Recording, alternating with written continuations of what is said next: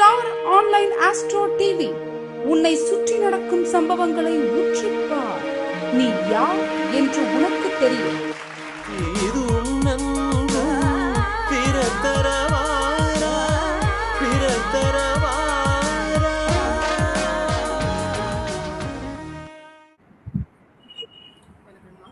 ஐந்து கருத்தினை ஆனை முகத்தினை இத்தின் இளம்பிறை போலும் ஏற்றினை நந்தி மகந்தனை ஞான கொழுந்தினை குந்தியில் வைத்தடி போற்றுகின்றேனே. குரு சரணம். தர்மசாஸ்திர ஜோதிட வித்யாலயாவின் வாரம் 6வது நிகழ்ச்சியில் இந்த வார தலைப்பு வாழ்க்கையை வளமாக்கும் ஸ்தலங்களும் ஸ்தல விருட்சங்களும் 27 நட்சத்திரங்களும் என்ற தலைப்புல நம்ம பார்க்க போறோம். அது என்னங்க ஸ்தல விருட்சம்? 27 நட்சத்திரத்துக்கு உண்டான மரங்கள் என்னென்ன நம்ம பார்த்துருக்கோம். இப்ப ஸ்தல விருட்சம் ஒவ்வொரு நட்சத்திரத்துக்குமே ஒரு சில குறிப்பிட்ட ஸ்தலங்களுக்கு மட்டும்தான் நம்ம போய் அது தரிசனம் பண்ணிட்டு வந்திருக்கோம்.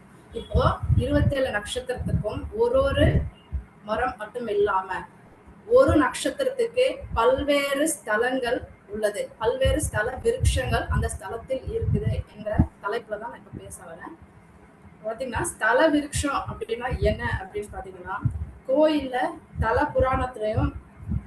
தல புராணத்தோடு மூலவரோடு தொடர்பு படுத்தி சொல்லக்கூடிய ஒரு விஷயம்தான் ஸ்தல விருட்சம். அந்த ஸ்தல விருட்சங்கிறது அந்த கோயிலுடைய ஆணிவேர் மாதிரி இருக்கும். கர்ப்பகிரகத்துல எப்படி சக்தி முழுமையா ஆக்கிரமிப்பு இருக்குமோ அதே போல அந்த ஸ்தல விருட்சம் சொல்லக்கூடிய இடத்துல அந்த கோயில் கருவறையினுடைய அத்தனை சக்தியும் ஆக்கிரமிச்சு அந்த ஸ்தல விருட்சம் தன்னுள்ளே கொண்டு இருக்கும். ஏன் அப்படின்னு பாத்தீங்கன்னா, முன்னாடி புராண காலத்துல எல்லாம் பாத்தீங்க அப்படின்னா, ஒரு மரத்துல அந்த இறைவன், அந்த மரமாவே இறைவன் இருந்து அது அந்த மரத்துக்கடியில முனிவர்களும் ரிஷிகளும் வழிபாடு பண்ணி இருப்பாங்க. அந்த மரத்துல இறைவனே அந்த மரத்துல இருந்து வழிபட்டதா ஐதீகங்கள்லாம் சொல்லப்பட்டிருக்கு. அப்போ முனிவர்கள் ரிஷிகள் இறைவனும் அந்த மரத்துக்குள்ள இருந்து வழிபாடெல்லாம் மேற்கொண்டதன் மூலமாக அந்த ஸ்தலத்துக்கு இன்னும் பவர்ஃபுல்லான ஒரு சக்தி இருக்கிறது மக்கள் நம்பினாங்க. இது ஆதி காலத்துல புராண காலத்துல எல்லாம் சொல்லப்பட்டிருக்கு, இந்த மாதிரி இருக்கு அப்படின்னு. அப்போ அந்த ஸ்தல விருட்சம் தான் அந்த மூலவருக்கு இருக்கக்கூடிய சக்தி எப்படி பிரதிபலிக்குமோ அதே மாதிரி அந்த சக்தியை உள்வாங்கி வரக்கூடிய மனிதர்களுக்கும் அந்த ஸ்தல விருட்சத்தின் மூலமா அந்த கர்ப்ப கிரகத்துல நம்ம தரிசனம் செஞ்சா எந்த ஒரு ஆற்றல் நமக்கு கிடைக்குமோ அது போன்ற ஆற்றலே அந்த ஸ்தல விருட்சமும் கொடுக்கும் என்பது புராணத்துல சொல்லப்பட்டிருக்கு. அப்ப பாத்தீங்க அப்படின்னா, இது பழங்காலத்துல கோயில் கட்டப்படுவதற்கு முன்பே இறைவன் அந்த மரத்திற்கு கீழ் அமர்ந்து தியானம் செய்யப்பட்டதால அந்த இறைவனுடைய சக்தியும் முழுமையா அந்த ஸ்தலம் விருட்சமே ஆக்கிரமிப்பு பண்ணி இருக்கு அப்படிங்கிறதும் இருக்கு. அப்போ அந்த ஊர்ல இருக்கக்கூடிய மக்கள் எல்லாமே அந்த ஒரு விருட்சத்தையே தெய்வமா வழிபட்டிருக்காங்க. இறைவன் வர்றதுக்கு முன்னாடி மூர்த்தி, தீர்த்தம், விருட்சம் இதெல்லாம் வர்றதுக்கு முன்னாடி, மூர்த்தி வர்றதுக்கு முன்னாடியும் தீர்த்தம் வர்றதுக்கு முன்னாடியும், மூர்த்தி என்கிறது மூலவர், கருவறையில் இருக்கக்கூடிய இறைவனை சொல்லக்கூடியதுதான் மூர்த்தி. தீர்த்தம் என்பது தெப்பக்குளம், நதி அல்லது கடல். ராமேஸ்வரம்லாம் எடுத்துக்கிட்டீங்கன்னா அந்த கடல் நீர் தான் தீர்த்தமா முதன்மையா சொல்லப்படுகிறது. அந்த மாதிரி தெப்பக்குளம், நதிகள், எந்தெந்த ஸ்தலத்துக்கு தெப்பக்குளம் இருக்குது, எந்தெந்த ஸ்தலத்துக்கு நதிகள் இருக்கிறதோ அதெல்லாம் தீர்த்தமா சொல்லப்பட்டுள்ளது. அப்போ அந்த மூர்த்தம் என்ற மூலவர் வருவதற்கு முன்பு தீர்த்தங்கள் சொல்லக்கூடிய நதி, தெப்பக்குளம் மற்றும் கடல் இவையெல்லாம் வருவதற்கு முன்னாடியே இந்த விருட்சம் என்பது முன்னதாகவே இருந்திருக்கிறது என்பது குறிப்பிடப்பட்டுள்ளது. அப்போ இந்த தீர்த்தத்துக்கும் மூர்த்திக்கும் இருக்கக்கூடிய வலிமையை விட இந்த விருட்சத்துக்கு அதிகமான வலிமை இருக்கிறதா முனிவர்களும் சித்தர்களும் சொல்லப்பட்டிருக்காங்க. சித்தர்களே கூட இந்த விருட்சத்துக்குள்ளதான் விருட்சத்திற்கு அடியில், விருட்சத்திற்குள்ளும் அதை சார்ந்த பகுதியிலும் தான் சித்தர்கள் கூட தவம் புரிந்து இருக்கிறார்கள் என்று கூறப்பட்டுள்ளது. அப்போ அந்த விருட்சங்கிறது மிக முக்கியமான ஒரு விஷயமா கருதப்பட்டிருக்கு. மேலும் அந்த விருட்சம் ஒரு மனிதனுக்கு எந்த வகையில் பயன்பாடா இருக்கு அப்படின்னு பாத்தீங்க அப்படின்னா, ஒரு கோயிலுக்குள்ள நம்ம போய் தரிசனம் பண்ணும்போது கிடைக்கக்கூடிய நேர்மறையான ஆற்றல், ஒரு புத்துணர்வு, நம்மகிட்ட இருக்கக்கூடிய நெகட்டிவ் எனர்ஜி எல்லாம் போய் நேர்மறையான எனர்ஜி நமக்கு அதிகமா கிடைக்கும். கோவில் போயிட்டு வந்தாலே மனசெல்லாம் சந்தோஷமா இருக்கும், ஒரு புத்துணர்ச்சி இருக்க மாதிரி இருக்கும். ஒரு புதுசா உடம்புல வந்து பிளட் வந்து உருவான மாதிரி இருக்கும். அந்த மாதிரி உயிர் கொடுக்கக்கூடிய சக்தி அந்த ஸ்தல விருட்சத்திற்கு உண்டு. மூலவரை போய் தரிசிக்க முடியல, இல்ல ரொம்ப நேரம் காத்திருந்து கருவறையில் இருக்கக்கூடிய இறைவனை காண முடியல அப்படின்னு நினைக்கிறவங்க அந்த எந்த மூலவரை தரிசிக்க போனீங்களா, எந்த ஸ்தலத்துக்கு போனீங்களா, அந்த ஸ்தலத்தினுடைய ஸ்தல விருட்சமா கூறப்படுகின்ற அந்த விருட்சத்தின் அடியில் அமர்ந்து, இப்ப கோவிலுக்கு போனீங்கன்னா ஒரு நாளைக்கு ஒரு தடவை கோவில் போனீங்கனாலே குறைஞ்சபட்சம் 24 மணி நேரம் இருக்கணும். ஒரு நாழிகை 24 மணி நேரம் அந்த கோவில்ல இருக்கணுங்கிறது ஒரு ஐதீகம்.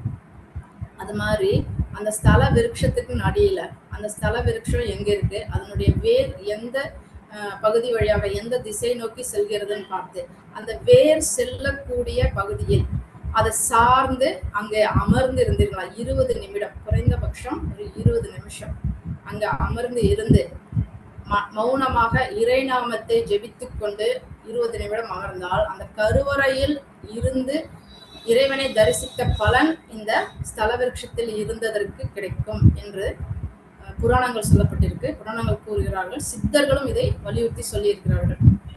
ஸ்தல புராணம் விருட்ச சாஸ்திரத்தில் இது கூறப்பட்டுள்ளது. ஸோ அப்போ அந்த அளவு வந்து பவர்ஃபுல்லான வலிமை கொண்டதுதான் வந்து அந்த ஸ்தல விருட்சம். ஒவ்வொரு கோயில்களிலும் ஒரு ஸ்தல விருட்சம் இருக்கு. அந்த ஸ்தல விருட்சமும் அந்த கொடிமரமும் அந்த மூலவர் என்று சொல்லக்கூடிய கர்ப்ப கிரகத்தில் இருக்கக்கூடிய சக்தியை நமக்கு தாங்கி கொடுத்து வரக்கூடிய மனிதர்களுக்கு நேர்மறை ஆற்றலை கொடுத்து கொண்டே இருக்கிறது. அப்போ அந்த ஸ்தல விருட்சத்தை நம்ம அனுதினமும் வணங்க வேண்டும். அப்போ ஒவ்வொருவரும் தாங்கள் பிறந்த நட்சத்திரத்தின்படி, ஜென்ம நட்சத்திரத்தின்படி என்னென்ன நட்சத்திரத்தில் பிறந்தீர்களோ, என்னென்ன அதற்குண்டான மரங்களோ அந்த மரத்தை முறையாக வழிபாடு செஞ்சால் நேர்மறையான ஆற்றலும் வாழ்க்கையில் வளமும் பெறலாம் என்பது ஐதீகம். அப்போ ஸ்தல விருட்சம் இருப்பதற்கு என்ன காரணம் அப்படின்னு பாத்தீங்கன்னா, இந்த பூமியில அந்த மரமானது, ஸ்தல விருட்சம்ங்கிறது, விருட்சம்ங்கிறது மரம், அந்த மரமானது பூமியில எந்த அளவு அதனுடைய வேர் வந்து கிளை விட்டு பூமிக்கடியில் பறந்து விரிந்து இருக்கிறதோ, அது போன்றே ஒரு மனிதன் கோவிலுக்கு வரும்போது அவனுடைய ஆன்மீக எண்ணங்களும் மனத்தினுள் பறந்து விரிந்து இருக்க வேண்டும் என்பது ஒரு ஐதீகமாக சொல்லப்படுகிறது.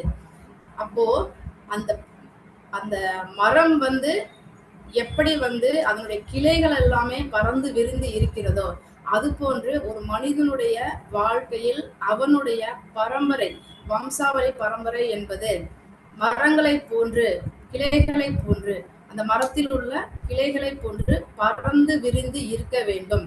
அதுவே அதனுடைய பரம்பரையாகவும் பரம்பரை உறவுகளாகவும் குடும்ப உறவுகளாகவும் சொல்லப்பட்டுள்ளது. அதில் இருக்கும் காய்கள், கனிகள், பழங்கள் அவைதான் மனிதன் அவன் செய்த நற்பலனுக்கு உண்டான பலன்கள் என்று கூறப்பட்டுள்ளது. ஒரு மரம் இருக்குன்னா அந்த மரத்தினுடைய கிளைகள் எப்படி பறந்து விரிஞ்சிருக்கோ அது போன்றதுதான் மனிதனுடைய வாழ்வையில இருக்கக்கூடிய அவனுடைய வம்சாவளின்னு சொல்லப்பட்டிருக்கு. சரிங்களா? அடுத்து அந்த மரத்தை வந்து எப்படி வந்து இறைவனா, ஆதிகால மனுஷங்களா வந்து ஒரு மரத்தை வந்து இறைவனாவே பாவிச்சு வழிபடுறாங்களோ, அதே போன்று மனிதனும் தனது உறவுகளையும் பாவித்து உறவுகளையும் மேன்மேலும் நல்ல நல்ல விதத்தில் அவனுடைய வம்சம் வளர வேண்டும் என்பதற்காக அந்த உறவுகளையும் வந்து அவன் பாவித்து நல்முறையில் பேணி காக்க வேண்டும் என்பதையும் இந்த மரம் சொல்கிறது. ஆள் போல் தலைத்து வளர வேண்டும் என்பது போல இந்த உறவுகளையும் மனிதன் மரம் எப்படி தலைத்து ஓங்கி இருக்கிறதோ அவனுடைய உறவுகளையும் அந்த அளவு வைத்துக் கொள்ள வேண்டும் என்று சொல்லப்பட்டுள்ளது. அதன் பிறகு இந்த விருட்சமானது ஒரு மனிதனின் வாழ்க்கையில் கஷ்ட காலங்கள் அல்லது அவனுடைய தசாபுத்திகள் சரியில்லை என்றால் அந்த நேரத்திற்கு உண்டான அவனுடைய ஒரு ஜாதகரின் தசாபுத்தி சரியில்லை என்றால் அந்த தசாபுத்திக்கு ஏற்றவாறு விருட்சங்களை வாங்கி அனுதினமும் அந்த விருட்சத்திற்கு நீரூற்றி அந்த விருட்சத்தை வளர்த்தால் அவனுடைய அந்த ஜாதகருடைய தசா புத்தி சரியில்லை என்றால் அது நிவர்த்தியாகும் என்றும் கூறப்பட்டுள்ளது. சரிங்களா?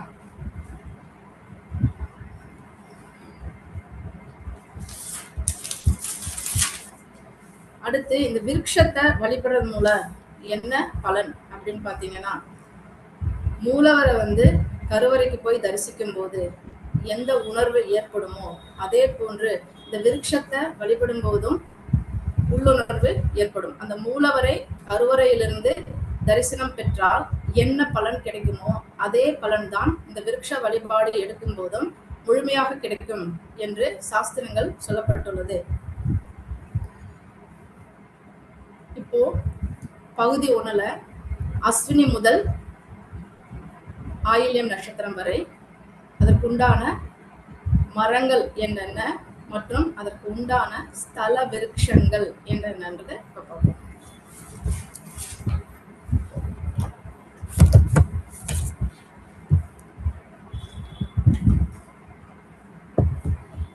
கோவிலெல்லாம் சொல்றேன், கொஞ்சம் நோட் பண்ணிக்கோங்க. அஸ்வினி மரத்தோட அஸ்வினி நட்சத்திரத்தோட மரம் எட்டி மரம். ஸோ இந்த எட்டி மரம் இருக்கக்கூடிய ஸ்தலங்கள் அங்க என்னென்ன அப்படின்னு பார்த்தீங்கன்னா, அருள்மிகு வால்மீகீஸ்வரர் வடிவுடை அம்பிகை கோயில் வேலூர். எட்டி மரம் ஸ்தல விருட்சமா இருக்கக்கூடிய கோயில் அருள்மிகு வால்மீகீஸ்வரர் வடிவுடை அம்பிகை கோயில் வேலூர்.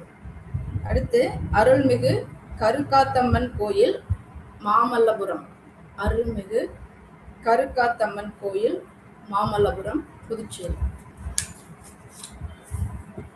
அடுத்து பரணி நட்சத்திரம். இந்த பரணி நட்சத்திரத்துக்கு உண்டான மரம் நெல்லி மரம்.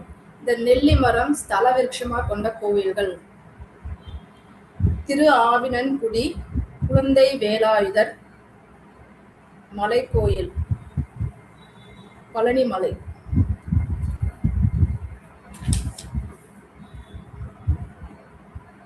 அருள்மிகு சோமநாதர் சோமேஸ்வரர் கமலாம்பிகை திருக்கோயில், பட்டீஸ்வரம், கும்பகோணம்.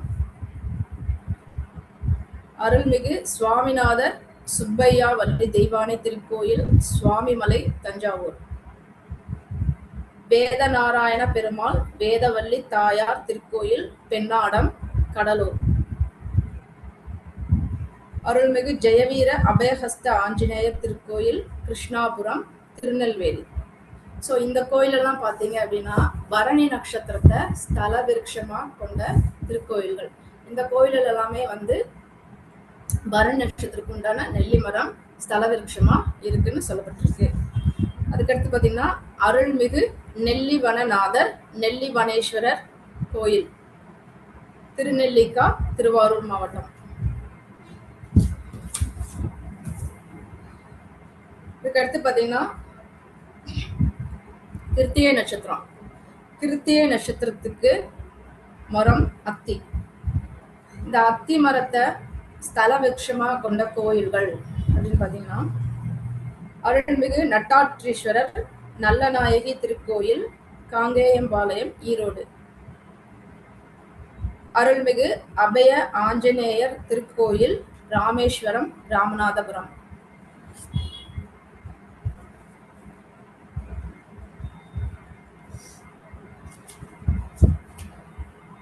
அடுத்து அருள்மிகு வடபழனி ஆண்டவர் வள்ளி தெய்வானை திருக்கோயில், வடபழனி, சென்னை. அருள்மிகு வைகுண்ட நாராயண பெருமாள் ஸ்ரீதேவி பூதேவி திருக்கோயில், மணக்கால், ஐயம்பேட்டை, திருவாரூர். அருள்மிகு பூமிநாதர் ஜெகதாம்பிகை திருக்கோயில், திருச்சிராப்பள்ளி. ஸோ இந்த சொன்ன அனைத்து கோயில்களுமே கிருத்திகை நட்சத்திரத்துக்கு உண்டான ஸ்தல விருட்சங்களாகும். அடுத்து ரோகிணி நட்சத்திரத்துக்கு உண்டான ஸ்தல விருட்சம். ரோகிணி நட்சத்திரத்துக்கு உண்டான மரம் பார்த்தீங்கன்னா நாவல் மரம். ஸோ அந்த நாவல் மரம் எந்தெந்த கோயில்களில் இருக்கிறது அப்படிங்கிறது இப்போ பார்ப்போம். அருள்மிகு சொக்கலிங்கேஸ்வரர் மீனாட்சி திருக்கோயில், பெரியநாயக்கன் பாளையம், கோயம்புத்தூர். அருள்மிகு ஜம்புகேஸ்வரர் அகிலாண்டேஸ்வரி திருக்கோயில் திருவானைக்கால் திருச்சிராப்பள்ளி. அருள்மிகு சுப்பிரமணிய சுவாமி வள்ளி தெய்வானை திருக்கோயில் பழமுதிர்ச்சோலை. அருள்மிகு பக்த ஜனேஸ்வரர் ஜம்புநாதேஸ்வரர் நாவலாம்பிகை சுந்தரநாயகி திருக்கோயில் திருநாவலூர் விழுப்புரம். பாலசுப்பிரமணிய சுவாமி திருக்கோயில் கபிலர் மலை நாமக்கல். ஸோ மேற்சொன்ன 5 கோயில்களுமே வந்து ரோகிணி நட்சத்திரத்துக்கு உண்டான ஸ்தல விருட்சங்கள். அடுத்து மிருகசீரிட நட்சத்திரம். இந்த மிருகசீரிட நட்சத்திரத்துக்கு வந்து பார்த்தீங்கன்னா கருங்காலி மரம் அப்புறம் தென்னை மரம் இருக்கு.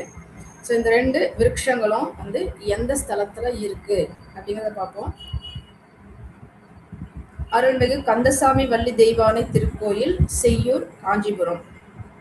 அருள்மிகு மாகாளநாதர் காலகண்டேஸ்வரர் திருக்கோயில் திருமாகாளம் திருவாரூர் மாவட்டம்.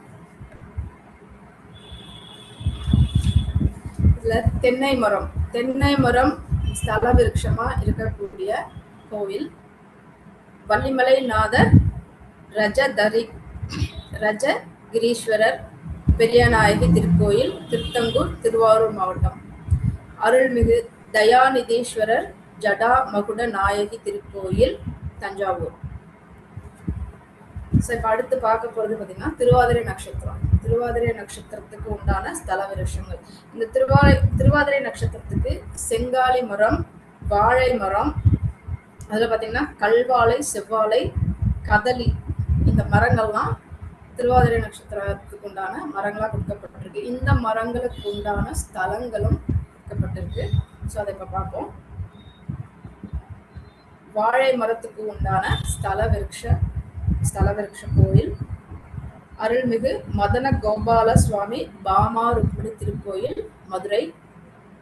அருள்மிகு புருஷோத்தம நாயகி திருக்கோயில் திருநாங்கூர்.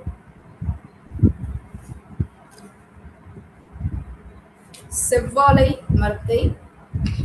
மரத்தை ஸ்தல விருட்சமாக கொண்ட கோவில் அருள்மிகு கோலவில்லி ராமர் ஸ்ரீதேவி பூதேவி திருக்கோயில் திருவெல்லியங்குடி தஞ்சாவூர். கல்வாழையை ஸ்தல விருட்சமாக கொண்ட கோயில் அருள்மிகு வேதபுரீஸ்வரர் தேவகுருநாதர் திருக்கோயில் தேவூர் நாகப்பட்டினம். அதுலயே இன்னொரு கோயில் பார்த்தீங்க அப்படின்னா அருள்மிகு நீலிவனேஸ்வரர் திருகண்டேஸ்வரர் கோயில் திருப்பைஞ்சேலி திருச்சிராப்பள்ளி. திருப்பைஞ்சேலி வந்து கல்வாழையை ஸ்தல விருட்சமாக கொண்டிருக்கிறது. கதலி மரம், இந்த கதலி மரத்தை வந்து ஸ்தல விருட்சமாக கொண்டிருக்கக்கூடிய கோயில்கள் அருள்மிகு ஆபத் சகாயர் பெரியநாயகி திருக்கோயில் திருவையாறு தஞ்சாவூர். அருள்மிகு கூடலழகர் மதுரவள்ளி தாயார் திருக்கோயில் மதுரை ரயில் நிலையம் அருகில். அருள்மிகு உத்தமர் புருஷோத்தமன் பூரணவல்லி அம்பாள் கோயில் மணச்சநல்லூர் திருச்சிராப்பள்ளி. மருகல் மரம், இந்த மருகல் மரம் வந்து திருவாதிரை நட்சத்திரத்துக்கு உண்டானது. மருகல் மரத்தை ஸ்தல விருட்சமாக கொண்ட கோயில் அருள்மிகு ரத்தினகிரீஸ்வரர் மாணிக்கவண்ணர் திருக்கோயில் திருமருகல் நாகப்பட்டினம். பேர்லயே வந்து விருட்சம் இருக்கு. திருமருகல் என்ற ஊர்ல இருக்கக்கூடிய ஸ்தலம் தான் ரத்னபுரீஸ்வரர் ஸ்தலம். அதுல வந்து மருகல் மரம் வந்து ஸ்தல விருட்சமா கொடுக்கப்பட்டிருக்கு. அடுத்து பார்த்தீங்கன்னா புனர்பூச நட்சத்திரம். இந்த புனர்பூச நட்சத்திரத்துக்கு உண்டான ஸ்தல விருட்சங்கள். புனர்பூச நட்சத்திரத்துக்கு உண்டான ஸ்தல விருட்சம் மூங்கில் மரம். இந்த மூங்கில் மரத்தை ஸ்தல விருட்சமா கொண்ட கோயில்களை பார்ப்போம். அருள்மிகு நாகநாதர் சௌந்தர்ய நாயகி திருக்கோயில் கீழப்பெரும்பள்ளம் நாகப்பட்டினம். அருள்மிகு மூங்கிலணை காமாட்சி அம்மன் திருக்கோயில் தேவதானப்பட்டி தேனி. அருள்மிகு வாசீஸ்வரர் பசுபதீஸ்வரர் திருக்கோயில் திருப்பாசூர் திருவள்ளூர். அருள்மிகு நெல்லையப்பர் வேண்ட வளர்ந்த நாதர் வடிவுடையம்மன் திருக்கோயில் திருநெல்வேலி. அருள்மிகு சத்தியகிரீஸ்வரர் வேணுவனேஸ்வரி திருக்கோயில் திருமயம், புதுக்கோட்டை. ஸோ இந்த கோவில்கள் எல்லாமே புனர்பூச நட்சத்திரத்துக்கு உண்டான ஸ்தல விருட்சமான மூங்கில் மரத்தை தன்னகத்தை கொண்டு ஸ்தல விருட்சமாக கொண்டு உள்ள திருத்தலங்கள். அடுத்து பூசம் நட்சத்திரம். பூச நட்சத்திரத்துக்கு உண்டான மரம் அரச மரம்.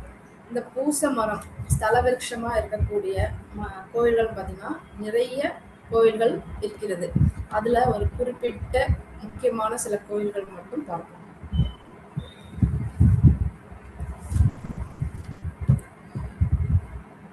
அருள்மிகு வள்ளியம்மன் திருக்கோயில், மருதமலை, கோயம்புத்தூர். அருள்மிகு அமனலிங்கேஸ்வரர் கோயில், திருமூர்த்திமலை, திருப்பூர். இந்த கோயில்ல வந்து பிரம்மா, விஷ்ணு, சிவன் மும்மூர்த்திகளும் வந்து இருக்கிறாங்க. இது வந்து விசேஷமான ஒரு கோவிலும் கூட. அடுத்து அருள்மிகு வல்லபை ஐயப்பன், வல்லபை நகர், ராமநாதபுரம். அருள்மிகு பூவராகவன் அம்புஜவல்லி திருக்கோயில், ஸ்ரீமுஷ்ணம், கடலூர். அருள்மிகு ஆதி கும்பேஸ்வர விநாயகர் திருக்கோயில், செண்பகபுரம், நாகப்பட்டினம். அருள்மிகு அரசலீஸ்வரர் பெரியநாயகி திருக்கோயில், விழுப்புரம். அருள்மிகு அகத்தீஸ்வரர் ஆனந்தவல்லி திருக்கோயில், நெமிலிச்சேரி, சென்னை. அருள்மிகு ஆதிகேசவ பெருமாள் மயூரவல்லி தாயார் தேவஸ்தானம், மயிலாப்பூர், சென்னை. அருள்மிகு வரதராஜ பெருமாள் தேவராஜ பெருந்தேவி திருக்கோயில், காஞ்சிபுரம். அடுத்து பார்த்தீங்கன்னா ஆயில நட்சத்திரம். இந்த ஆயில நட்சத்திரத்துக்கு உண்டான ஸ்தல விருட்சம் புன்னை மரம். இந்த புன்னை மரம் இருக்கக்கூடிய ஸ்தலங்கள் என்னென்னு பார்த்தீங்கன்னா அருள்மிகு ஸ்ரீனிவாச பெருமாள் பத்மாவதி தாயார் திருக்கோயில், புன்னை நகர், தூத்துக்குடி. அடுத்து அருள்மிகு சாட்சிநாதேஸ்வரர் புன்னைவனநாதர் கோவில், கும்பகோணம். அருள்மிகு மாரியம்மன் திருக்கோயில், புன்னைநல்லூர், தஞ்சாவூர். அருள்மிகு திருவிக்கிரமர் உலகளந்த பெருமாள் பூங்கோவல் நாச்சியார் திருக்கோயில், திருக்கோவிலூர், விழுப்புரம். அருள்மிகு கபாலீஸ்வரர் கற்பகாம்பாள் திருக்கோயில், மயிலாப்பூர், சென்னை. அருள்மிகு தாமோதர பெருமாள் திருமாழழகி திருக்கோயில், தாமல், காஞ்சிபுரம். அருள்மிகு நித்திய கல்யாண பெருமாள் லக்ஷ்மி வராக பெருமாள் திருக்கோயில், திருவிடந்தை, காஞ்சிபுரம். அருள்மிகு தலசயன பெருமாள் நிலமங்கை தாயார் திருக்கோயில், மகாபலிபுரம். அருள்மிகு விருத்தபுரீஸ்வரர் பெரியநாயகி திருக்கோயில், திருகுணவாசல், புதுக்கோட்டை. அருள்மிகு ஸ்ரீரங்கநாத பெருமாள் ரங்கநாயகி திருக்கோயில், ஸ்ரீரங்கம், திருச்சிராப்பள்ளி. இந்த ஆயில நட்சத்திரத்துக்கு புன்னை மரம் ஸ்தல விருட்சமாக கொடுக்கப்பட்டிருக்குது. அந்த புன்னை மரம் இருக்கக்கூடிய புன்னக மரம் இருக்கக்கூடிய கோவில், புன்னக மரம் ஆயில நட்சத்திரத்துக்கு ஸ்தல விருட்சமாக கொடுக்கப்பட்ட கோயில் அப்படின்னா அருள்மிகு ஆதி திருவரங்க பெருமாள் ரங்கநாயகி தாயார் திருக்கோயில், ஆதி திருவரங்கம், விழுப்புரம் மாவட்டம். அடுத்து முருங்கை மரம் விருட்சமாக கொடுக்கப்பட்டுள்ள கோயில் அருள்மிகு விருந்தீஸ்வரர் திருக்கோயில், வடமதுரை, கோயம்புத்தூர். கோயம்புத்தூர்ல இருக்கக்கூடிய விருந்தீஸ்வரர் திருக்கோயில்ல முருங்கை மரம் ஸ்தல விருட்சமாக இருக்கு. அதே மாதிரி கல்யாண முருங்கை ஸ்தல விருட்சமாக இருக்கக்கூடிய கோயில் அருள்மிகு கச்சாலீஸ்வரர் கச்சபேஸ்வரர் அழகாம்பிகை திருக்கோயில், பாரிமுனை, சென்னை. ஸோ இந்த திருக்கோயில்கள் வந்து அஸ்வினி நட்சத்திரத்திலிருந்து ஆயில நட்சத்திரத்து வரைக்கும் கொடுக்கப்பட்டுள்ள திருக்கோயில்கள். இது வந்து குறிப்பிட்டு நான் ஒரு 5-6 கோயில் தான் கொடுத்துருக்கேன். நிறைய கோயில்கள் இருக்கு. ஸோ குறிப்பிட்டு ஒரு 5-6 கோயில் மட்டும் முக்கியமான கோயில்களாக வந்து இந்த ஸ்தல விருட்சத்துக்கு கொடுக்கப்பட்டிருக்கு. ஸோ இந்த கோயிலை வழிபடுறது எப்படி? ஜென்ம நட்சத்திரம், உங்களுடைய ஜென்ம நட்சத்திரம் தெரிந்தவர்கள், உங்கள் ஜென்ம நட்சத்திரம் தெரிந்தவர்கள் அந்த ஜென்ம நட்சத்திர நாளில், ஜென்ம நட்சத்திரத்துக்கு நாளுக்கு முதல் நாள் அஸ்வினி நட்சத்திரம் ஒருத்தருக்கு ஜென்ம நட்சத்திரமா இருக்கு அப்படின்னா அந்த அஸ்வினி நட்சத்திரத்துக்கு முதல் நாள் ரேவதி நட்சத்திரம் வரக்கூடிய அந்த அன்னைக்கு நவதானியங்களை ஊற வைத்து ஒரு பாத்திரத்தில் நவதானியத்தை முழுகிற அளவுக்கு நீர் ஊற்றி நல்லா அந்த நவதானியத்தை ஊற வச்சு மறுநாள் காலை, மறுநாள் அப்படிங்கும்போது அவருடைய ஜென்ம நட்சத்திரம் அஸ்வினியா இருந்தா அஸ்வினி நட்சத்திரம் வரும்.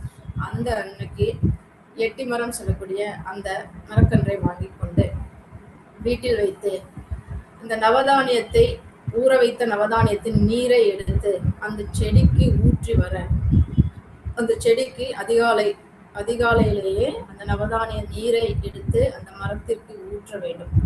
பின்னர் அந்த நீரை ஊற்றிய பின்னாடி அதுல இருக்கக்கூடிய நவதானியத்தை எடுத்து சாயந்தரம் சூரிய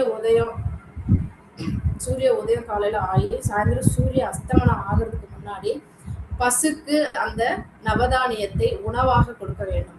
இப்படி ஒவ்வொரு மாதமும் அவரவர் ஜென்ம நட்சத்திரத்துக்கு ஏற்றபடி அந்த மரக்கன்றுகளை வாங்கி அவரவர் வீட்டில் வைத்து வழிபட்டு வர, இந்த நவதானிய நீரை ஊற்ற அவரவருடைய கர்மாக்கள் கழிந்து எப்படி அந்த செடி வளர்கிறதோ அதுபோல் அவர்கள் வாழ்வும் வளமாக வளரும் என்று ஸ்பிரிச்சுவல் சாஸ்திரத்தில் கூறப்பட்டுள்ளது. அப்போ அந்த ஒரு செடிக்கு அவங்களுடைய ஜென்ம நட்சத்திரத்துடைய செடிக்கு தன்னுடைய கர்மாவே எடுக்கக்கூடிய அளவுக்கு சக்தி இருக்கிறது என்னும்போது, அப்போ முறையா அந்த செடியை அவங்க ஜென்ம நட்சத்திரத்துக்கு உண்டான மரத்தை வழிபட்டுட்டு வந்துகிட்டே இருந்தாங்க அப்படின்னா அவங்களுடைய வாழ்க்கை விரைவிலேயே வளமாக மாறும் என்பதில் எந்த ஒரு ஐயமும் இல்லை. இது அவருடைய ஜென்ம நட்சத்திர மரத்தை வீட்டில் வைத்து வழிபடும் முறை. இதே ஸ்தல விருட்சம், அந்த ஜென்ம நட்சத்திரத்துக்கு உண்டான ஸ்தல விருட்சம் உள்ள கோயில்களில் எவ்வாறு வழிபாடு வேண்டும் என்றால், அந்த ஸ்தல விருட்சம் உள்ள அந்த ஜென்ம நட்சத்திரத்துக்கு உண்டான ஸ்தல விருட்சம் எங்கு உள்ளதோ அங்கு ஜென்ம நட்சத்திர நாளில் சென்று சூரிய உதயம் ஆனதிலிருந்து பிற்பகல் 12 மணிக்குள்ளாக அந்த கோவிலுக்கு சென்று ஸ்தல விருட்சம் உள்ள இடத்தில் வேர் எந்த இடம் நோக்கி செல்கிறதோ அந்த இடத்தில் அமர்ந்து அந்த ஸ்தல விருட்சம் அந்த மரத்திற்கு மஞ்சள் குங்குமம் இட்டு வழிபட்டு அந்த வேர் செல்லக்கூடிய இடத்திற்கு தூய பசும்பால் ஊற்றி வழிபட்டு அந்த ஸ்தல விருட்சம் இருக்கும் இடத்தில் அமர்ந்து 20 நிமிடத்திலிருந்து 30 நிமிடம் அமர்ந்து மௌனமாக அந்த ஸ்தல விருட்சத்தினுடைய மூலவர் எவரோ அவருடைய நாமத்தை உச்சரித்து அமைதியாக இருந்து வந்தால், அமைதியாக ஒரு 30 நிமிடம் தியானித்து வந்தால், ஒவ்வொரு மாதமும் சென்று வழிபட்டு வர உங்களுடைய வாழ்க்கை விரைவிலேயே பலம் பெறும் என்பதில் எந்த விதமான ஐயமும் இல்லை. இவ்வாறு வழிபாடு எடுத்துக்கொண்டால் வீட்டில் உங்களுடைய ஜென்ம நட்சத்திரத்துக்கு உண்டான செடிக்கு நவதானிய நீரை ஊற்றி மாதம் ஒரு முறை 27 நாட்களுக்கு ஒரு முறை நவதானிய நீரை ஊற்றி வழிபட்டு வந்தாலும், அடுத்து உங்க ஜென்ம நட்சத்திரத்துக்கு உண்டான ஸ்தலத்திற்கு சென்று வழிபட்டு வந்தாலும் இந்த மாதிரி பலன்களை விரைவில் பெறலாம். ஜென்ம நட்சத்திரமே தெரியாது, எங்களுக்கு ஜென்ம ராசி தெரியாது, ஜென்ம நட்சத்திரம் தெரியாது, ஜாதகமே இல்லை என்பவருக்கு எவ்வாறு வழிபாடு செய்வது என்றால், அரச மரத்தை வியாழக்கிழமை என்று பிரம்ம முகூர்த்த நேரத்தில் சென்று வழிபட்டு வர விரைவிலேயே அவர்களது வாழ்வில் மாற்றம் ஏற்படும். அதே போன்று வில்வ மரத்தையும் சிவபெருமான் இருக்கக்கூடிய ஸ்தலத்தில் வில்வ மரம் நிச்சயமாக இருக்கும். அந்த சிவபெருமான் இருக்கக்கூடிய ஸ்தலத்திற்கு சென்று அங்கே இருக்கக்கூடிய ஸ்தல விருட்சமாக இருக்கக்கூடிய வில்வ மரத்திற்கு அடியில் அதிகாலையிலேயே பிரம்மமூர்த்தத்தில் சென்று ஸ்தல விருட்சத்தை வழிபட்டு அந்த ஸ்தல விருட்சத்திற்கு அடியில் குறைந்தது அரை மணி நேரமாவது இருந்து வந்தால் அவர்களுக்கு வாழ்வில் ஒரு வெற்றி கிட்டும். அது எந்த கிழமையில் செய்வது, ஜாதகம் தெரியாது, ஜென்ம நட்சத்திரம் தெரியாது என்பவர்கள் சிவபெருமான் கோவிலுக்கு ஞாயிற்றுக்கிழமை என்று சென்று அந்த சூரிய ஹோரையில் அல்லது பிரம்ம முகூர்த்தத்தில் சென்று வழிபாடு எடுப்பது மிகவும் சிறப்பு. அப்படி இல்லை எனில் சூரிய ஹோரையில் காலை நேரத்தில் வழிபாடு எடுப்பதும் மிக சிறப்பு. ஸோ இந்த 2 ஸ்தலங்கள் அரச மரத்தையும் வில்வ மரத்தையும் மேலும் வந்து சக்தி ஸ்வரூபமான வேப்ப மரத்தையும் வழிபாடு செய்வது சிறப்பு. இவ்வாறு வழிபாடு எடுக்க எடுக்க அவரவர் வாழ்வில் நிச்சயம் ஒரு நல்ல மாற்றமும் வெற்றியும் ஏற்படும். ஏதேனும் மையம் இருந்தால் கேட்கலாம்.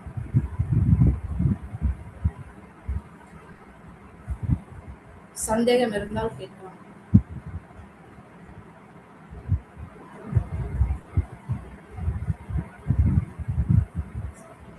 உண்மைதேம்மா.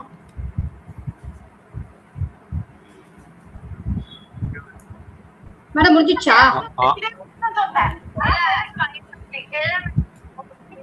மேடம் முடிச்சிட்டீங்களா? யாருக்கா டவுட் என்ன இருக்கா கேட்க? டவுட் ஏதாவது இல்ல கேட்க. ஆயுள்ய வரையும் தான் சொல்லிருக்கீங்க. மற்றது ஹலோ மத்த ஆயுள்ய வரையும் ஆயுள்ய நட்சத்திரம் வரைக்கும் தான் சொல்லிருக்கீங்க. மத்ததெல்லாம் சொல்றீங்களா என்னன்னு கேக்குறாங்க. இது பார்ட் 1ங்க. ஆயுள நட்சத்திரம் வரைக்கும். அடுத்து மக நட்சத்திரத்துல இருந்து கேட்டை நட்சத்திரம் வரைக்கும் சொல்லப்படும். பார்ட் 1. அடுத்த வாரம் வந்து பார்ட் 2 எடுக்கப்படும். அதுக்கு அடுத்த வாரம் பார்ட் 3 எடுக்கப்படும்.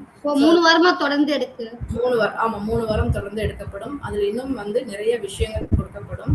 இதுல வந்து குறைவான ஸ்தலங்கள் தான் கொடுக்கப்பட்டிருக்கு. அடுத்து வரக்கூடிய வாரத்தில் இன்னும் அதிகமான ஸ்தலங்களும் அது சார்ந்த விஷயங்களும் இன்னும் கொடுக்கப்படும். யாருக்காவது ஏதாவது டவுட் இருந்தா கேளுங்க. ஏன்னா நம்மளுக்கு டைம் இருக்கு, இன்னும் கொஞ்சம் டைம் இருக்கு. ஏதாவது டவுட் இருந்தா கேளுங்க. ஆனா நல்ல விஷயங்கள்லாம் இப்ப பாத்தீங்கன்னா மேடம் வந்து ரொம்ப அற்புதமான விஷயங்கள் சொல்லியிருக்காங்க. ஏன்னா தலவிருட்சன்றது உண்மையிலேயே ஒரு பொக்கிஷம் தான். இப்ப நீங்க டக்கு டக்குன்னு நம்மளால எழுத முடியாது. ஸோ இந்த ரெக்கார்டை நீங்க என்ன பண்ணீங்கன்னா நீங்க கேட்டு எழுதிக்கிங்க, ரொம்ப நல்லது. ஸோ இது வந்து பாத்தீங்கன்னா நம்மளுடைய என்ன மேடம் ஸ்தல விருட்சம் எப்படி வந்து மூலவரை போய் நம்ம வணங்குறோமோ, ஸ்தல விருட்சமும் வந்து மூலவருக்கு ஈக்குவலான ஒரு வழிபாடு. ஸ்தல விருட்சத்தை நீங்க முறையா எடுத்தீங்க அப்படின்னா உங்க வாழ்க்கையில அதிவிரைவில் வந்து முன்னேற்றம் ஏற்படும்.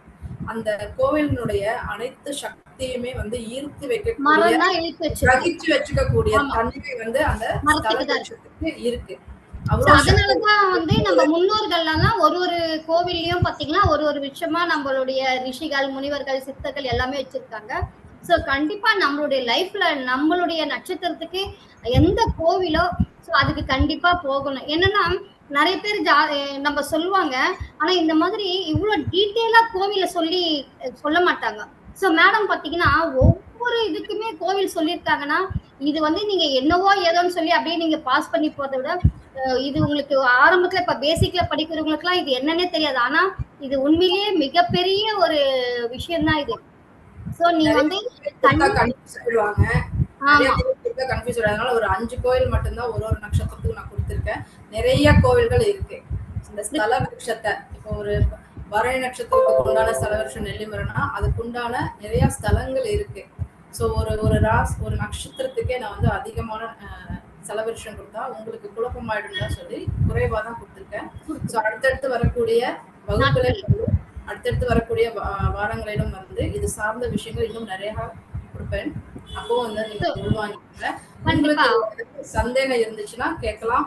ஜாதகம் இல்லாதவங்க, நட்சத்திரம் தெரியாதவங்களுக்கு எந்த மாதிரி வழிபாடு எடுக்கணும்னு சொல்லியிருக்கேன். ஸோ அதுவும் நீங்க வந்து அது முறையா பண்ணுங்க. நட்சத்திரம் தெரியாது. சாய்ராம் சார் ஹேண்ட் ரைஸ் பண்ணிருக்காரு. சார் கேளுங்க சார். மேடம் வணக்கம். வணக்கம் சார். நீங்க இந்த ஸ்தல விருட்சங்கள்ல பத்தி எல்லாம் சொல்லிருக்கீங்க. எல்லா இடம் அந்த ஸ்தலத்துக்கு போக முடியாதுங்களா? அப்ப அவங்க என்ன செய்யறது? நீங்க வந்து அந்த நட்சத்திரத்துக்கு உண்டான மரம் இருக்கு இல்லைங்களா? ஒரு நட்சத்திரத்துக்கு நான் ஒரு மரம் சொன்னேன் இல்லைங்களா? அதை நீங்க வீட்டுல வச்சு வழிபாடு பண்ணலாம். சரி, வீட்டுல வச்சு வழிபாடு பண்ணி அதை சொன்னீங்க. அது எப்படி வழிபாடு எடுக்கணுங்கிறது சொன்னேன். உங்க ஜென்ம நட்சத்திரத்துக்கு முதல் நாள் நீங்க என்ன நட்சத்திரம் சார்? திருவோணம் நட்சத்திரம். திருவோணம். சோ திருவோணத்துக்கு வந்து சீதாமரம் நட்சத்திரம். அந்த விருட்சம் வந்து சாரி திருவோணத்துக்கு வந்து எருக்கன் செடி, வெள்ளை இருக்கு. அதான் வெள்ளை இருக்கு செடி. வெள்ளை செடி. அப்ப உத்திராட நட்சத்திரத்தை அன்னைக்கு நீங்க வந்து நவதானியத்தை ஒரு பாத்திரத்துல நல்லா ஊற வச்சு அடுத்த நாள் திருவோண நட்சத்திரம் வரக்கூடிய அந்த அன்னைக்கு அதிகாலையில அந்த எருக்கன் செடிக்கு வந்து நவதானிய நீரை விட்டு வரணும். அந்த நவதானிய நீரை விட்டுட்டு அந்த நவதானியத்தை வந்து சூரிய அஸ்தமனம் ஆகக்கூடிய அந்த நாளிலேயே போய் சூரிய அஸ்தமனத்துக்கு முன்னதாக பசுமாட்டுக்கு கொடுத்து வரணும். ஸோ இப்படி பண்ணிட்டு வந்தீங்க அப்படின்னா உங்களுடைய கர்மாலாம் குறைஞ்சு வாழ்க்கையில ஏற்றம் ஏற்படும். வெள்ளருக்கு செடி வளர்க்கணும். சரி, வீட்டுல வளர்க்கலாங்களா அது வெள்ளருக்கு செடி? வீட்டுக்கு கொல்லைப்புறத்துல தான் சார் பின்னாடி வளர்க்கணும். அதான் சொல்றேன், பின்னாடி வளர்க்கணும். சரிங்க மேடம், ரொம்ப நன்றி மேடம். ஸோ லைஃப்ல ஒரு தடவையாவது, ஏன்னா மேடம் வந்து ஒரு நட்சத்திரத்துக்கும் 4-5 கோவில் சொல்லியிருக்காங்க. ஸோ அவங்களுக்கு எங்க பக்கத்துல இருக்கோ நீங்க அந்த ஸ்தலத்துக்கு போயிட்டு கண்டிப்பா வழிபாடு பண்றது நல்லது. ஏன்னா அந்த விருட்சம்ன்றது என்ன அப்படின் போது நம்ம பார்த்தீங்கன்னா இப்ப வீட்டுல நீங்க செய்யக்கூடிய வழிபாட்டுக்கும் ஸ்தல விருட்சத்துல போய் செய்யக்கூடிய வழிபாடுமே வேறுபடும். அந்த ஸ்தல விருட்சம் போனீங்கன்னா உங்க நட்சத்திரத்துக்கு உண்டான ஸ்தல விருட்சம் எதுவோ அந்த கோவிலுக்கு போய் அங்க வந்து அந்த மரம், அந்த ஸ்தல விருட்சம் சொல்லக்கூடிய அந்த மரத்திற்கு மஞ்சள் குங்குமம் விட்டு, பயபக்தியோட மஞ்சள் குங்குமம் விட்டு, அந்த வேர் எந்த வழியாக போகிறதோ, எந்த திசையை நோக்கி செல்கிறதோ அந்த வேர் சார்ந்த திசைக்கு பால் ஊற்றி அதை வணங்கி வந்து அந்த இடத்திலேயே அந்த ஸ்தல விருட்சத்திற்கு அருகிலேயே குறைந்தபட்சம் 20 நிமிஷத்துல 30 நிமிஷம் வரைக்கும் அங்க இருக்கணும் சார். அப்படி இருந்து ஒவ்வொரு முறையும் அந்த மாதிரி வழிபாடு எடுத்துட்டு வந்தீங்கன்னா அந்த கருவறையில் இருக்கக்கூடிய மூலவர்கிட்ட இருந்து நம்ம தரிசனம் பெற்ற அந்த சக்திக்கு ஈக்குவலா இந்த ஸ்தல விருட்சத்துக்கு உண்டான சக்தி நமக்கு முழுமையா நம்ம உடம்புல இறங்கும். அப்போ நேர்மறையான ஆற்றல் அதிகரிக்கும், நெகட்டிவிட்டி வெளியேறிடும். வாழ்க்கை இந்த முறையா நீங்க பண்ணனீங்க அப்படின்னா வாழ்க்கையில மென்மேலும் வெற்றி பெறலாம். ஆமா, அதனாலதான் பாத்தீங்கன்னா இப்ப கல்யாணம் ஆகலைன்னா கூட போய் நம்ம அரச மரத்து பிள்ளையாருக்கு போயிட்டு வழிபாடு பண்ண சொல்லுவாங்க. குழந்தை இல்லைனாலும் அரச மரத்தை சுத்த சொல்லுவாங்க. ஸோ மரத்துக்கும் விஷயத்துக்கும் நமக்கு நிறைய கனெக்ஷன் இருக்கு. ஸோ அதனாலதான் பாத்தீங்கன்னா ஒவ்வொரு கோவிலையும் இருக்கிறத போய் முதல்ல போனீங்கன்னா அதே மாதிரி. ஆனா ஈவினிங்ல வருஷத்தை வழிபட வேணாம்னு சொல்லுவாங்க. ஈவினிங்ல வந்து மரத்தை சுத்தக்கூடாதுன்னு சொல்லுவாங்க.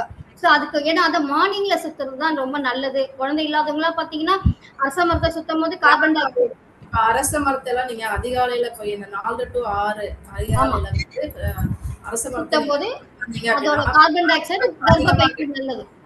அந்த பிராணவாயு வந்து பரிபூர்ணமா முழுமையா தூய்மையானதா இருக்கும், எந்த ஒரு மாசும் இல்லாத இருக்கும். அப்ப அது உடலுக்குள்ள போகும்போது ஒரு உத்வேகம் கிடைக்கும், புத்துணர்ச்சி கிடைக்கும், நல்லா செயல்படும். நம்ம உடம்புல இருக்கக்கூடிய உறுப்புகள் அனைத்துமே சிறப்பா செயல்படும். அப்போ அதுல இருக்கக்கூடிய எனர்ஜி பாத்தீங்க அப்படின்னா 100% இல்ல 200% கிடைக்கும். ஸோ அதனாலே வந்து அதிகாலையில வந்து அரச மரத்தை பெண்களுக்கு அதுக்கப்புறம் யூட்ரஸ்ல இருக்கிற அந்த குறைகள்லாம் நீங்கும் சொல்லுவாங்க. ஸோ அந்த காத்துல ஈரத்துணியோட போகணும் அப்படின்னு சொல்லுவாங்க.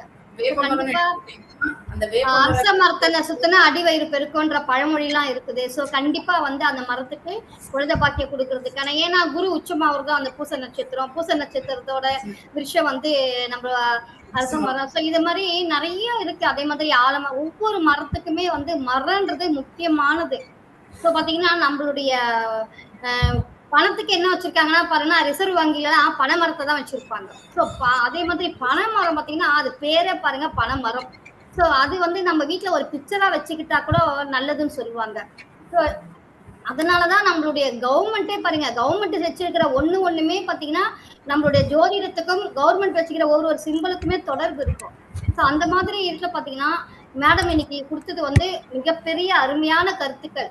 நீங்க இந்த ரெக்கார்டை வந்து இந்த 1 வீக்ல திருப்பி கேட்டு ஒவ்வொரு நட்சத்திரம் இது வந்து மற்றவங்களுக்கும் பயன்படும். ஏன்னா நீங்க நம்மளாம் அடுத்தது பாத்தீங்கன்னா நம்ம ஒரு ஜோதிடர்கள் இல்லையா? சோ அப்ப நம்ம வாடகையாளர்களுக்கு சொல்லலாம், உங்களுக்கு நீங்க வந்து இந்த மரத்துக்கு போயிட்டு வாங்க, சுத்தி மனசுக்கு வந்து அமைதி இருக்கும். சோ நம்ம மனசு சரியில்லைன்னா நம்ம என்ன சொல்லுவாங்க, பார்க்கு போங்க, பீச்சு போங்க, நீங்க போய் மரத்துக்கிட்ட நின்றாவே மனசுக்கு வந்து ரொம்ப ஒரு அமைதியா ரொம்ப சாந்தமா நல்லா இருக்கும். ஸோ ரொம்ப ஃபீலிங்ல வருவாங்க ஒரு சிலர். அவங்களெல்லாம் வந்து நீங்க இந்த கோவிலுக்கு போயிட்டு இந்த மரத்தாண்ட உட்காந்துட்டு வாங்க. கரெக்டா சொன்னாங்க மேடம், 24 நிமிஷம் எங்க போனாலும் 24 நிமிஷம் நம்ம உட்காந்துட்டு வந்தோம்னா ஒரு நாளைக்கு ஸோ அது அதனுடைய வைப்ரேஷன் நமக்கு வந்து நல்லா கிடைக்கும். ஸோ நம்ம காலையில வெறும் வயிற்றோட கோவில்ல பாத்தீங்கன்னா 24 நிமிஷத்துக்கு குறை இல்லாம இருக்கணும். ஒரு நாளைக்கு இருந்தா வழிபட்டதுக்கு உண்டான பலன் கிடைக்கும். ஆமா, அதுவும் நம்ம வந்து வெறும் வயிற்றோட கோவிலுக்கு போக சொல்லுவாங்க, நீ சாப்பிடாம கோவிலுக்கு போ. ஏன் சொல்றாங்கன்னா நம்ம வெறும் வயிற்றுல இருக்கும் போதுதான் அந்த கர்ப்ப கிரகத்துல இருக்கிற அந்த ரிசீவ் பண்ணுமா நம்ம உடம்புல ஃபுல் இதுவும் நம்ம ஏதாவது சாப்பிட்டு போயிட்டோம்னா அதனாலதான் உப்பு சேர்க்கக்கூடாது, புளி சேர்க்கக்கூடாது, அதெல்லாம் சாப்பிட்டு போயிட்டா அந்த எனர்ஜி கிடைக்காதுன்றதுக்காக தான் சொல்லுவாங்க. சாப்பிடாம கோயிலுக்கு போயிட்டு வாலாம் சொல்லுவாங்க. சோ அதனால கண்டிப்பா வந்து எல்லாத்தையும் எழுதி வச்சுக்கோங்க. திருப்பி திருப்பி இந்த ரெக்கார்டை கேட்டு எழுதி வச்சுட்டு உங்க வாடிக்கையாளருக்கு சொல்லுங்க. சோ நல்ல அற்புதமான கருத்து. மேடம் வந்து இன்னும் அடுத்தடுத்து அதாவது ஒரு பார்ட்டா சொல்றேன்னு இருக்காங்க. 9 நட்சத்திரமா 9 சொல்லும் போது நமக்கு இன்னும் நல்லா இருக்கும். சோ இன்னும் யாருக்காவது டவுட் இருந்தாலும் ஏதாவது சந்தேகம் இருந்தாலும் கேளுங்க. சோ ரொம்ப அருமையா சொன்னாங்க மேடம்க்கு வந்து அதாவது தர்மசாஸ்திரா ஜோதிட வித்யாலயம் 60 வருடங்கள் இருக்கு இல்லைங்களா, அந்த 60 வருடத்திற்கும் உண்டான விருட்சமும் இருக்கு. அதுக்கு என்னங்கிறது இருக்கு. அது போக ராசிக்கு உண்டான மரம் என்னன்னு.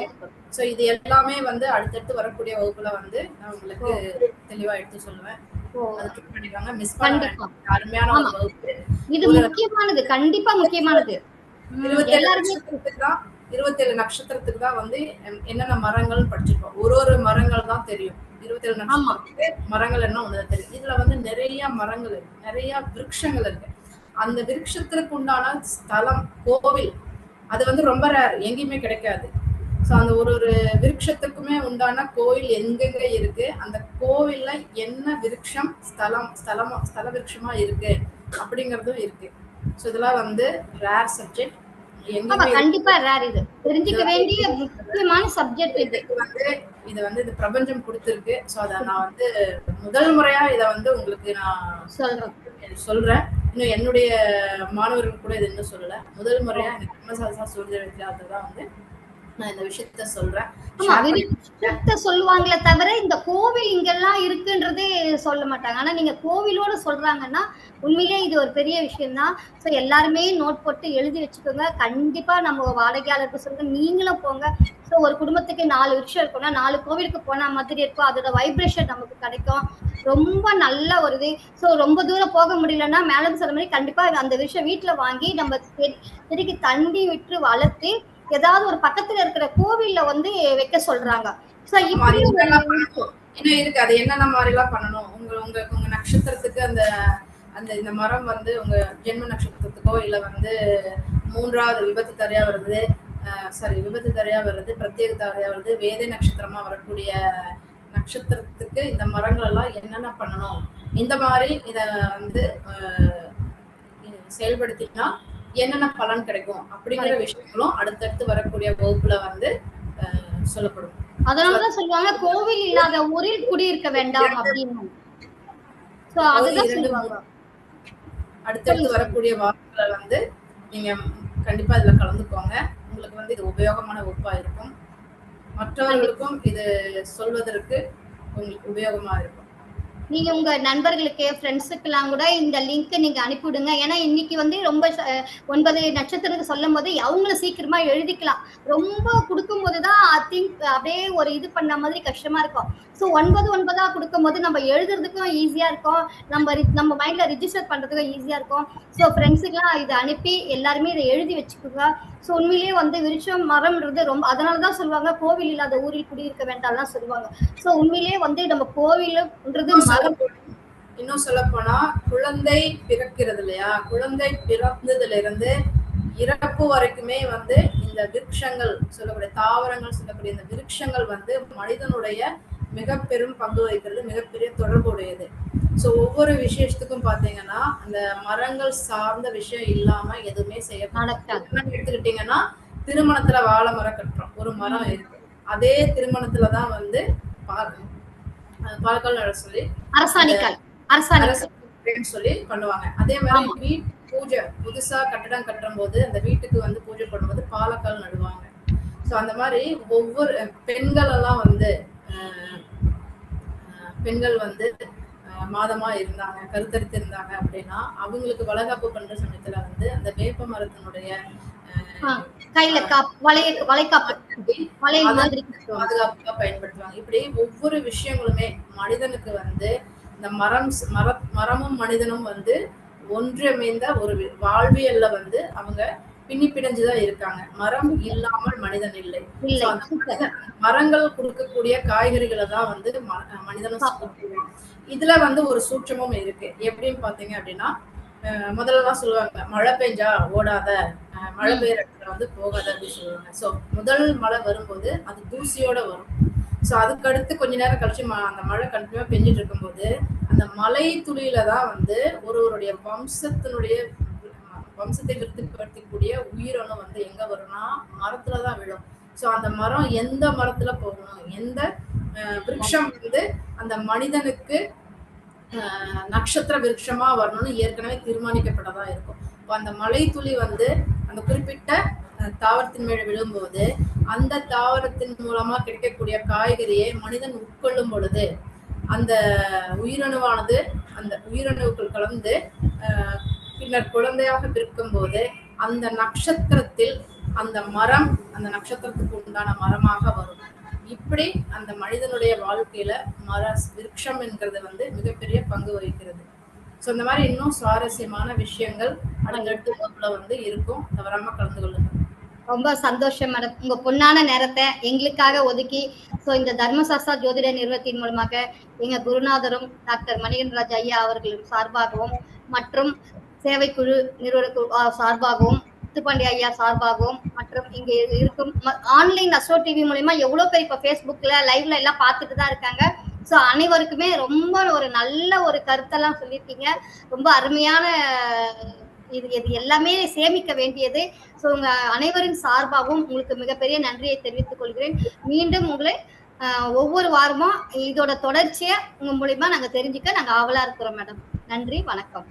நன்றி, வணக்கம். நான் வந்து உயர் திரு மணிகண்டராஜா ஐயா அவர்களுக்கு எனது மனமார்ந்த நன்றியையும் வாழ்த்துக்களையும் தெரிவித்துக் கொள்கிறேன். இந்த வாரம் நிகழ்ச்சி 266 வாரமாக தொடர்ந்து வெற்றிகரமாக நடைபெற்றுக் கொண்டதுக்கு அதுக்கு உறுதுணையாக இருந்த தொகுப்பாளனே சௌமியா அவர்களுக்கும் இன்றைய தொகுப்பாளனியாக இருக்கக்கூடிய சிவபூங்காதே அம்மா அவர்களுக்கும் எனது மனமார்ந்த நன்றியை தெரிவித்துக் கொள்கிறேன். மேலும் இந்த நிறுவனம் மிகப்பெரிய வளர்ச்சியை பெற வேண்டும் என்பதையும் ஆன்லைன் ஆஸ்ட்ரோ டிவி மூலமாக கண்டுகளித்துக் கொண்டிருக்கும் அனைத்து நல்லுள்ளங்களுக்கும் ஜோதிடர்களுக்கும் ஜோதிடம் சார்ந்த மாணவர்களுக்கும் ஜோதிட ஆர்வலருக்கும் எனது நன்றியை தெரிவித்துக் கொள்கிறேன். உயர் திரு முத்துப்பாண்டி ஐயா அவர்களுக்கும் எனது மனமார்ந்த நன்றியை தெரிவித்துக் கொள்கிறேன். நன்றி. ரொம்ப நன்றி மேடம், ரொம்ப சந்தோஷம், ரொம்ப அருமையா இருந்தது வகுப்பு. ரொம்ப நன்றி மேடம். நன்றி.